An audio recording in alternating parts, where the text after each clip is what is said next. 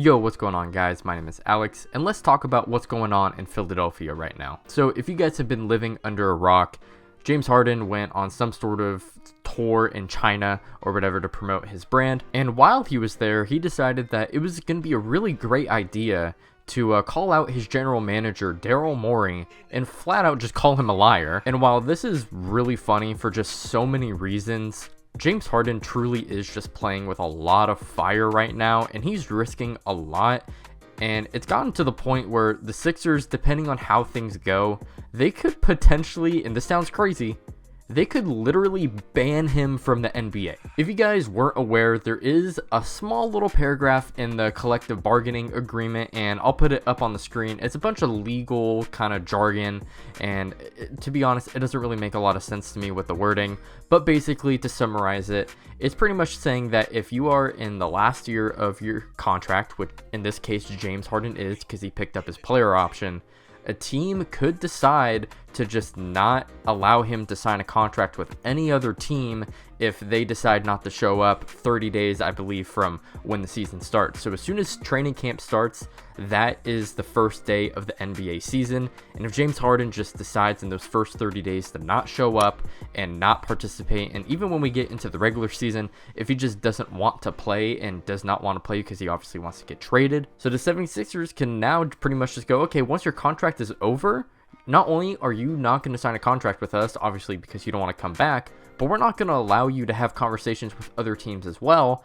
And to me, this is insane. Now, what's the likelihood of this actually happening? I'm not too sure. If I'm James Harden or even like his agent and the people around him, I'm pretty sure they are aware of this clause in the CBA. So I think it would just be so stupid for him to do that, because for that to happen, you would also have to go through all the fines of not showing up, which is what happened when Ben Simmons didn't want to play. And Harden is all about his money. So if I were him, I would play and I would show up. And the clause doesn't specify how much he has to participate or even how well trained he should be. So he can just show up, kind of like what Ben Simmons did, and just completely just be lackluster, not really hustle, and then even like he can just show up in his fat suit again, right? So he can still show up. So if I was James Harden, I just wouldn't even take this risk, because not only do you want your money, if you do want that big contract, which is why you're pretty much calling Daryl Morey a liar, because he's not giving you that big contract that he quote unquote promised, because I technically don't really know what's going on, then it would be in your best interest to actually show up and perform. But again, you don't have to perform all that well, you just have to show up. So that should be pretty easy for Harden. And I think it would be interesting too, because if we do end up going into that route where Daryl Morey is having to enforce the CBA rule on Harden because Harden did not show up and he is just not participating, I think it'll be interesting to see just how the league reacts to this. I think the owners are going to absolutely love this move, especially since as the years have gone on, players, in my opinion, have maybe had a little bit too much power in terms of their leverage. But if I was an owner, I think I would definitely be happy with the 76ers holding their ground and using that CBA rule. But if you're the 76ers, you really have to be worried about what other NBA players are going to be thinking about this situation, especially if Joel Embiid continues to stay on this roster and you do end up losing Harden.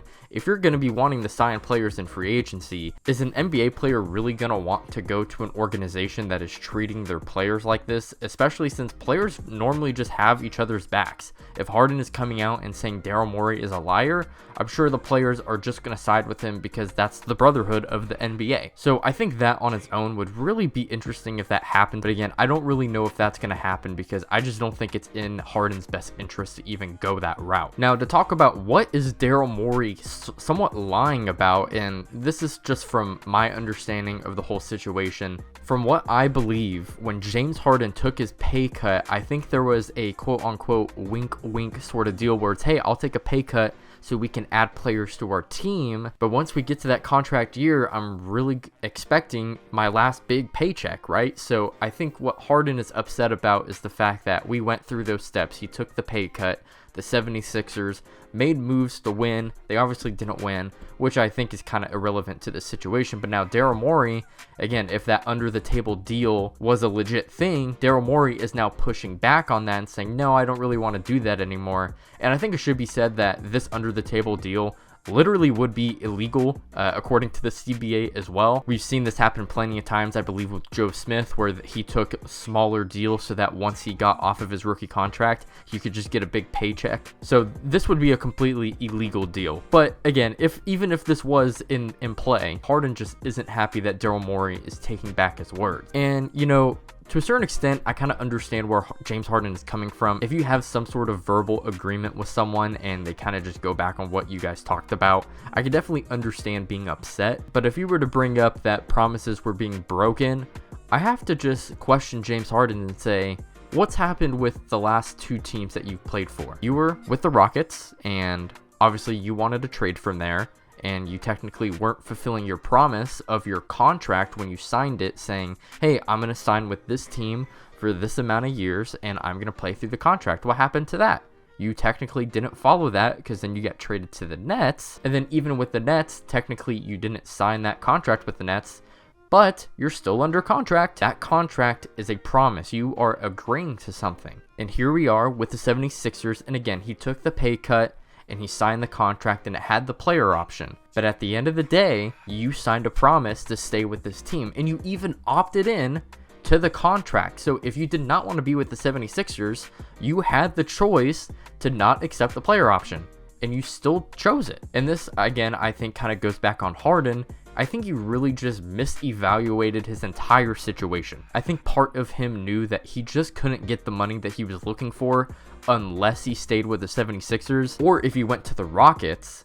But because the Rockets ended up not really wanting him, because Ime Udoka showed up and was like, no, I don't really want Harden, so they paid the money to Fred VanVleet. Once that happened, I think Harden was expecting the 76ers to step up.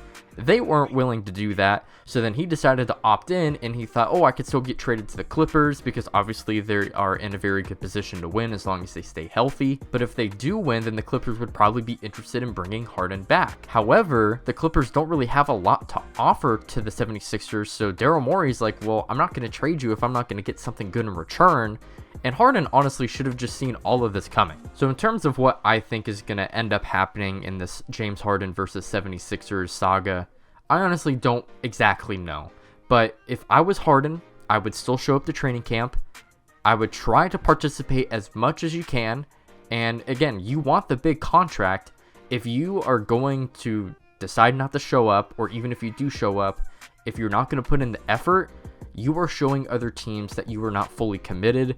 And again, once you become a free agent, I just don't know how many teams are going to want to sign you for this money that you're looking for. So you need to show up, you need to perform, and you need to hope that your performance speaks for itself. But if you're not willing to do that, then you are not going to get what you want. And if you continue to be a diva, then it just may cost you your NBA career because, again, of that CBA rule. Well, those are my thoughts on this James Harden versus 76ers saga. Let me know down below what y'all think. If you enjoyed, make sure to like and sub. I'm trying to get to 1,000 subs by the end of the year, so it'd mean a lot. You can check out my socials down below in the description. You can also check out this video somewhere on the screen where I went over my top 10 players in the NBA right now. Anyways, I'll see you on the next one. Peace out.